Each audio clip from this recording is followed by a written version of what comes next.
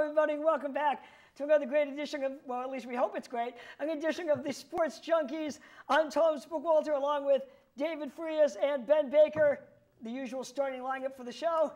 And although we're missing one of the starters, but I think we'll work out okay. We still got the most of the starters. Our DH is gone.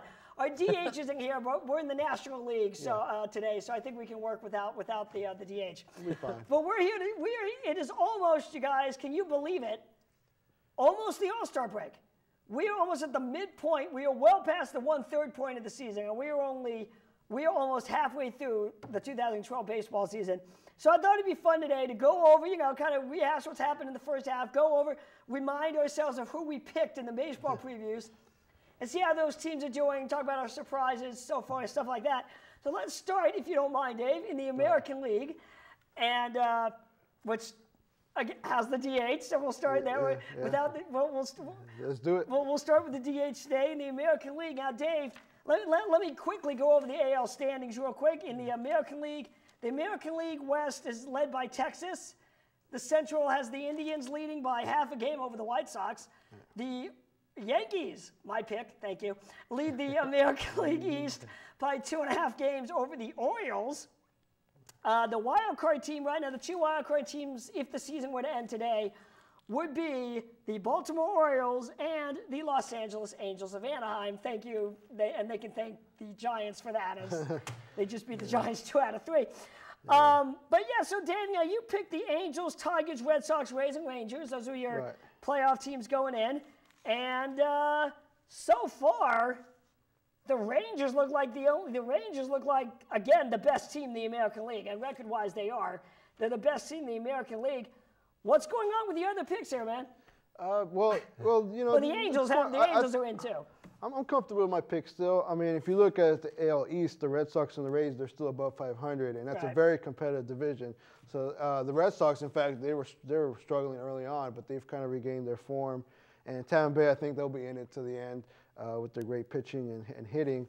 The Tigers, I'm a little nervous about, but I'm expecting them, though, they'll have a great second half of the season right now. Well, see, and that's the thing. I mean, we're sitting here about halfway through the season saying, well, the team you picked isn't last. The thing is that it's only halfway through. I mean, the American League East is only separated, the first place and last place team, by 6.5 games.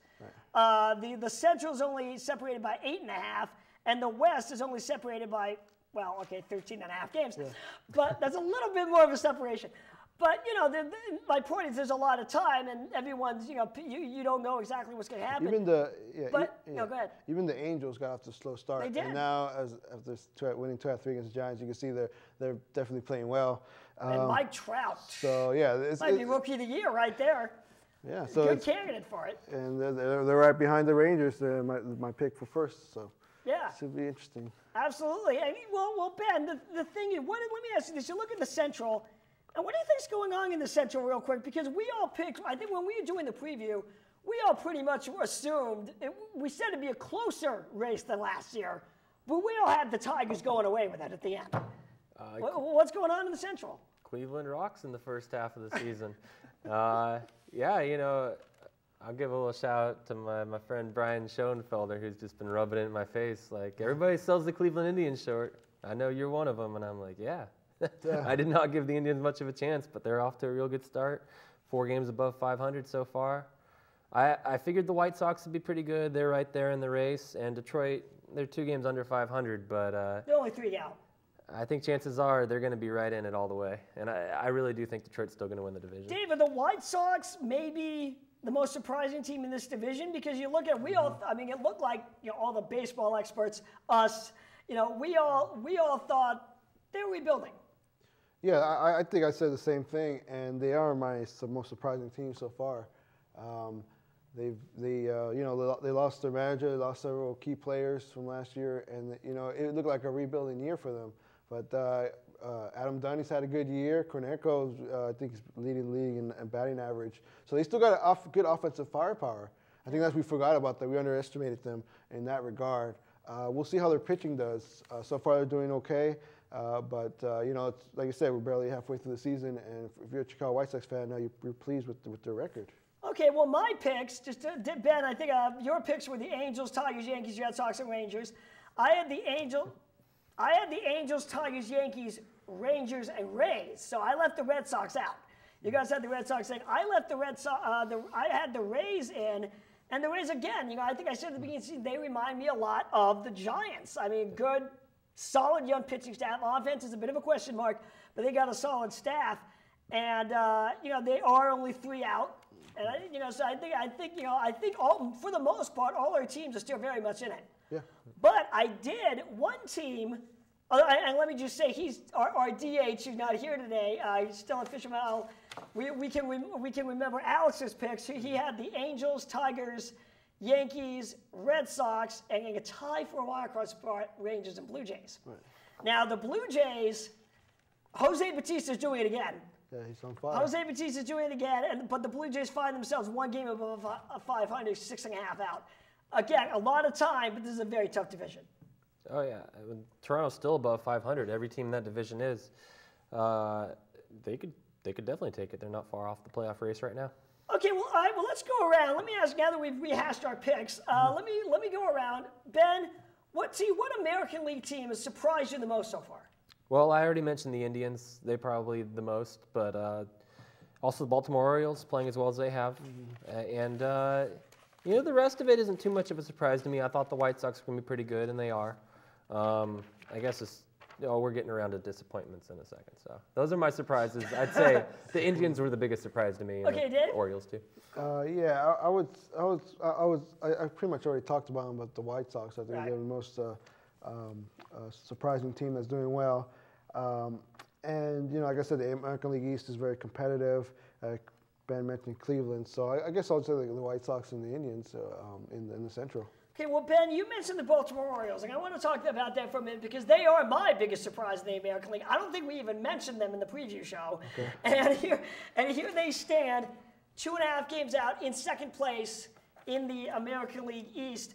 Haven't made the playoffs since, 96? Yeah. Or 98. They're 39 and 30. Big difference there. 39 and 30. Now let's look at how they're doing. They're 11th. They're 6th in the AL in pitching. 10th lowest in baseball in walks. And I think that might be a big part of it. They are not giving runners up. Right. They are people. Other teams having to earn their way on base. And that can make it tougher as an offense when you have to get the hit. You can't just wait for the guy to throw you 4 balls. Yeah, absolutely. Well, the AL East always known for its hitting, but we don't always look at the on-base percentage of those guys. And I'm sure some of them are swinging at some pitches they shouldn't. There's got to be some way that they're pitching that well. Well, Buck Showalter, he's a good manager. Let's face it. In Texas he was doing well. Now in Baltimore he's changed their culture. Adam Jones, he's their star player. They signed him to a big new contract. 18 homers, 39 RBIs, and a .350 on base percentage. It's doing great for them. So hopefully for them, they'll stick around for the pennant race. Yeah, and a couple of big players. Chris Davis, right, 283, 12 homers, 31 ribbies, 329 on base. Their on base percentage, to me, and I think Ben, you and I talked about this with John when we did the fantasy show, is a big stat for me. I mean, I think honestly, it may mean more than batting average to an extent because it's how often you get on base. Rather than just how often you get a hit, because there are other ways to get on base. And if you can get on base a lot, that helps your team more than you getting a lot of hits. And J.J. Hardy, 247, 11 homers, 28 RBIs, former Brewers shortstop, now doing pretty well over in Baltimore. Wilson Benemit, the former Dodger, 242, 9 homers, 28 RBIs. Matt Wieters, 254, 9 homers, 32, with a 340 on base percentage. The pitching wise, who's their? Did you have their? Well, I mean, like I said, 11th in pitching now in ERA. Yeah. 21st in walks. So they're, but that's 10th lowest. Okay. 12th in batting, 7th in the league in batting average against. Runs allowed, they're middle of the pack in terms of runs allowed. So now looking at these stats, Dave, they're doing really well right now. They seem to be middle of the pack wise though.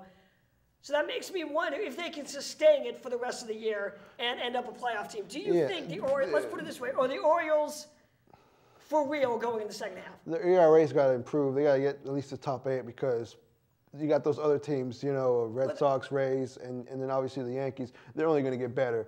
So the question is, can Baltimore get better? They've been in a little slump lately here in June. And then the Blue Jays, Team Alex really liked. That team's not going to be easy as well. So it's going to be really tough.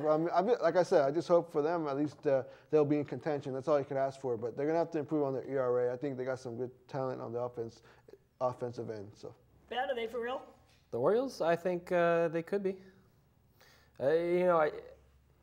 Realistically, I think you're going to see the Yankees win that division. But you know what? Why not? The Rays have done it before. I don't see why the Orioles can't now. Yeah, it's always fun to have a surprise team in there. Okay, let's go to biggest disappointment of the American League so far. And we'll start in the middle of this. Dave, you're up. I'm going to say Minnesota. I was looking for them to be a surprise team this year. Joe Mara's healthy. Justin Morneau's back. They have Francisco Liriano still as well. And they just look like a team from last year as well. They've really lost their funk. Maybe they need to change a manager. I don't know what it is.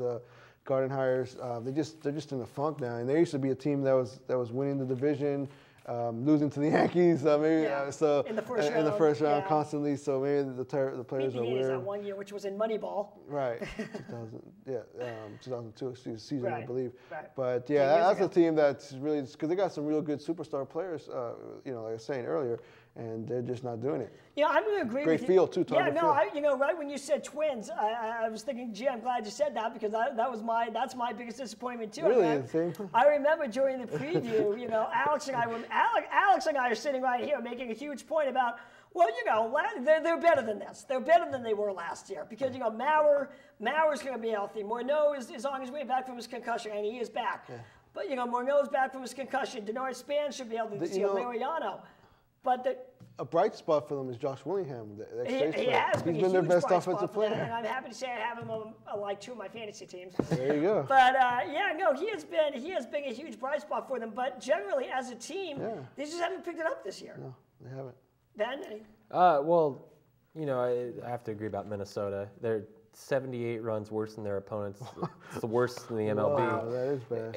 And it's quite a differential there. 13 games below 500, and we're not even quite to the halfway mark. Seattle was a team I didn't expect to play well, so I'm not really going to call them a disappointment. Kansas City is a team that I thought could be at the top of the Central right now and for the entire season. They're 5 games below 500 right now, but I think they can turn it around. And Boston sitting in 4th in the AL East right now.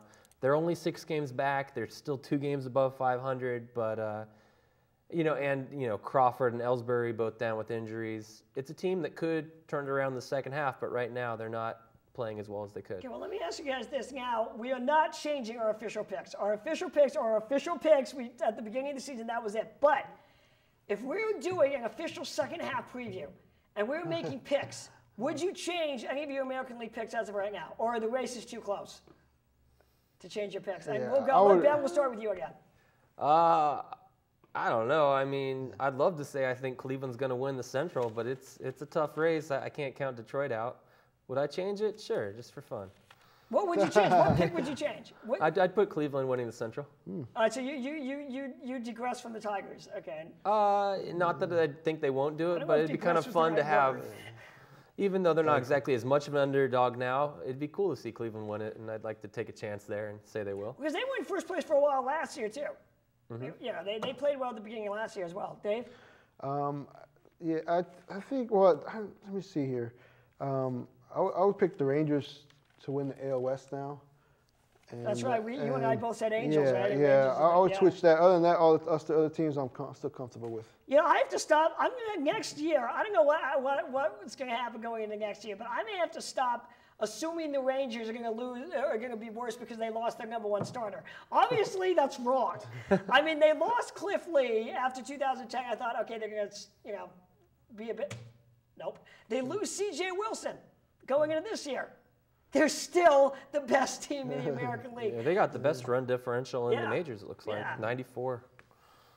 And Josh Hamilton's having a great year, and so is Adrian Beltre. Mm-hmm. I mean, so this is, I think the Angels, I still think the Angels overall probably have the better pitching, just on paper at least, have the better pitching, especially now with Weaver coming off the DL and pitching so well the other night against the Giants. But, I think that the Rangers, maybe we should, the Rangers probably have an all-around better team. More experience. More experience, especially in playoffs. Yeah. And I would probably, I'm sticking with my pick, but I would probably flip-flop and have the Rangers winning the division and the Angels as the wild card. But again, the Angels are only out by 5 games at this point in the season. There's a long way to go. Yep, sure is. So, all right, well, why don't we switch gears here, and we'll go over to we'll get rid of the DH and go to the National League. We're back at AT&T Park now. We'll go to the National League. Quick look at the standings. Well, the Los Angeles Dodgers lead the National League West by 4.5 games over the Giants. The Cincinnati Reds lead the Central 2.5 games over Pittsburgh. And Washington is leading the East 3 games over the New York Mets of New York. If the wild card team would end, where the wild card team was to go today, it'd be the Giants and the Mets, as they have the same exact record. So one would probably get the first slot, one would get the second. They still have to play each other in a wild card game anyway. So it'd be the Giants and the Mets as of now, as of this recording date, as the wild card teams. So let's look at our wild card picks. Ben, why don't you? Who did you pick in the National League? I had Giants winning the West, Cardinals winning the Central, Phillies winning the East, and then my 2 wild cards were the Brewers and the Diamondbacks. Okay, Dave? My picks were the Giants in the NL West, the Cardinals in the Central, Phillies in the East, and my 2 wild cards were the Marlins and Arizona Diamondbacks. Yeah, I still wonder about that Giants division pick for you, Dave, because I remember at FanFest you chose them as a wild card. And then we get to the preview and you changed it. Yeah, I did. But I think that was before you realized, right? I'm comfortable with that. Well, no, because the 2 wild card slots became official. Right. But between FanFest and the preview.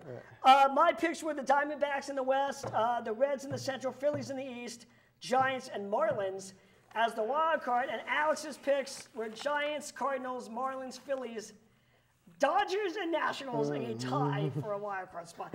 I gotta say, he was right about the Dodgers. He didn't have the wing of the division, but so far he's been right about the Dodgers.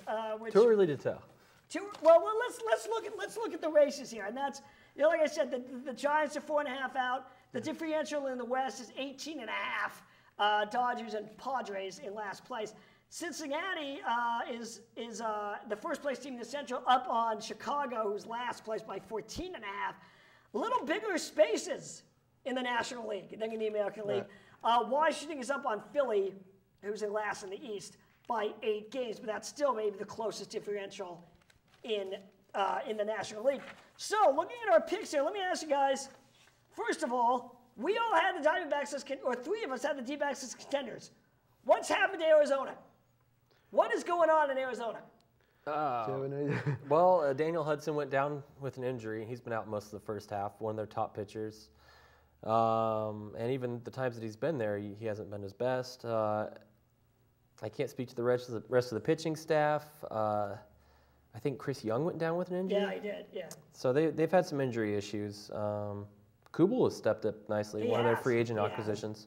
Well, and the thing is, I noticed that from all that, is it just me? Or is all that hype is the word I was trying to say? All that hype surrounding Paul Goldschmidt based on what he does against the Giants? Because if you look at his stats against the Giants, he's Eddie Murray or something. I mean, he just kills them. Against everybody else, he's okay. I mean, you know what I'm saying? So maybe he's not turning out quite yet, at least, what they expect him to be. Yeah, I mean, I think Arizona, obviously, they're the team to beat, and I mean, he owns Lincecum. Let me just say that. Yeah, and Arizona, they've been in a bit of a slump. Justin Upton has had a bad year. Right. He's downgraded. Miguel Montero, hitting-wise, has been in a slump. And that's good news for the Giants, because I think last year Arizona just got on a big winning streak, and they carried it to winning the division, and the Giants can never catch up to them. Doesn't look like that's going to happen this year with Arizona. I will say it was not pleasant watching Arizona clinch against the Giants. But I was cracking up during the celebration when some of the players ran to right field, hopped the wall, and jumped into the pool during the celebration. That was just funny. I'm sorry. I'm a Giants fan, but that was pretty funny. It's hot in Arizona. But now you know that we talk about Arizona. Ben, do you think they can still make some noise in either the wild card or the division race? Now the division race, they're 8 games back, and the Dodgers are starting to look a little beatable, only because they just lost 2 or 3 to the A's. But other than that, they look pretty legit. Can the D-backs get into this race either with the what's more realistic, wild card or division, and can they get back in? I think, wild card's more realistic. I think they can, yeah. Well, especially if they have a healthy Chris Young and a healthy and efficient Daniel Hudson. And Kennedy's doing well. And Kennedy, yeah. I mean, they have a good team. There's a reason that we all thought they could contend, and I think they have the kind of team that they can, but they have to have a strong second half to bounce back. And then you look in the NL West division. I think it's kind of downgraded because Colorado and San Diego, they're bad. they're horrible. Right now. And then you have the Tulo's out for at least 8 weeks now. Yeah, that's a big blow. But for Colorado, it's all about their pitching. They've just been horrible. San Diego, they don't have enough talent. So you're going to see the Giants and Dodgers. And then Arizona, like I said, maybe the pressure's going to be off, and they could have a good winning streak going for them, enough to carry to the wild card. But as far as the NL West division, it's going to be a Giants and Dodgers summer. Yeah. In contention. Well, and I think for right now, at least for now, although we were farther back at this point in 2010, we can thank the A's for keeping us in the race for a couple of days then when we were getting spit up on in Anaheim. The A's were beating the Dodgers and keeping the Giants in the race. So, hey, a little hand for the Oakland A's. Very nice. I'm not clapping because by the end of this, when we have this program here, right there, when we have this tape in here, Giants are going to have already played Oakland in the Bay Bridge series, and they could do some damage with us. So Giants struggle in Oakland, but hopefully they'll at least win a game. They do, exactly. Well, we will. And okay. Well, let me ask you this: what do you guys think is the biggest story in the National League so far? I read an article a few days ago in the USA Today, and I think this will answer the question. It's pretty much the pitching. It's been like the year of the pitcher again, with all these no-hitters and perfect games already happening. And 2 one-hitters in a row by R.A. Dickey. And the reason for that is because they're bringing up a lot of younger players now from the minor leagues, a lot quicker, under 25-year-olds, where they're not fully developed yet in the minors as far as learning how to hit the curveball, pitching, the changeup, and they come into the major leagues and they struggle, and that's an advantage to the pitching. In the article, they mentioned the Braves back in the 90s with the Big Three, right? Right. And Mazzoni, I think Leo Mazzoni, the pitching coach, mentioned it would be scary if that group was pitching today in this era. Oh, so you got a big it like says that a lot, today, because that was more of the hitters era, and they dominated. So you can imagine now where it's the pitching. Absolutely, no, you're absolutely. I would say it's just once again, it's just pretty much just the pitching. And I mentioned R.A. Dickey, the 2 one-hitters in a row. I'm sorry, I don't know if you saw that play. MLB didn't reverse it. He should have had a no-hitter on that first one. To me, that was an error by David Wright. I'm sorry, but the ball, it was a weird hop, but the ball hit his hand and ricocheted away. If it hits your hand and ricochets away, that probably should have been called an error. Oh, yeah. So, to me, R.A. Dickey threw a no-hitter, but it's just not official. But, oh well, to me, R.A. Dickey had it. You're welcome, Mets fans. R.A. Dickey has, in my head, a no-hitter. But to me, one of the biggest stories is the Phillies. I mean, I'm not going to say the Dodgers are a huge surprise because you remember, Dave, you asked me in the preview show, are the Dodgers a dangerous team? I said yes. I said I didn't have them winning the division, but I said yes, they were a very dangerous team, and they're proving it. I mean, they're on a roll even without Matt Kemp. But the Phillies, I mean, let's look at the Philadelphia. We only have a couple minutes left here, but let's look at the Philadelphia Phillies. Cliff Lee is 0-3 to start off with. They're 3.48 ERA. Halladay's on the DL, and a lot of it is injuries. Halladay's out. Ryan Howard is not back yet. Neither is Chase Utley. Right now, the Phillies stand 8 games out in the East, last place. They're the Phillies, though. I talked about they were on their way downhill, but I didn't expect it to happen until next year. Can they come back? Let's say they get everybody back. Are they dangerous once again? Yeah, exactly. That's it. I mean, you're talking about some big names out there, Halladay, Howard, Nutley, all being out. when that team's fully intact, that's the best team in the National League on paper anyway. Yeah. But they're going to have to work for it now. And They are getting older, as I mentioned. they're going to have to really earn it, though, this year. But the good news is in the NL East, like I said, you have Washington that's in first place. How long can that last? You know, and they're a young, talented team right now. But now they got so Bryce the Harper. Phillies have a chance to you know, they know what it's like under pressure when the pennant race comes up. Oh, yeah. So Charlie Manuel. So I'm sure they're not panicking right now. The key is getting their players healthy and then making their run. Well, and real quick, I want to get to your biggest story in the NL in a sec, real quick, Ben. But I just also want to mention the Mets. I mean, none of us have the Mets doing anything this year. They were supposed to be the last place in the East, and they're 38-32. As I mentioned, right now tied with the wild card for the Giants for their first wild card spot. R.A. Dickey having a great year. He's 11-1 with an ERA of 2, and I think also a big key in that is Johan Santana. He's I mean, you know, he's not the Johan Santana of old. But he's still pitching very well. He has a no-hitter, and he's a leader in that rotation. And not to mention David Wright's .456 on base percentage. He's picking it up again. Lucas Duda also having a great offensive year. So you know the Mets are making some good noise. You're a big story in the NL, Ben. I'd say it's the entire NL East. They're almost exactly flip-flopped to the way I thought they'd finish, as of right now. Yeah. Now, of course, injuries have played a huge part in Philadelphia. Washington last? No, that's what I was going to say. Almost. I did say almost. Okay. I think, but I would have had Washington maybe 4th behind Atlanta.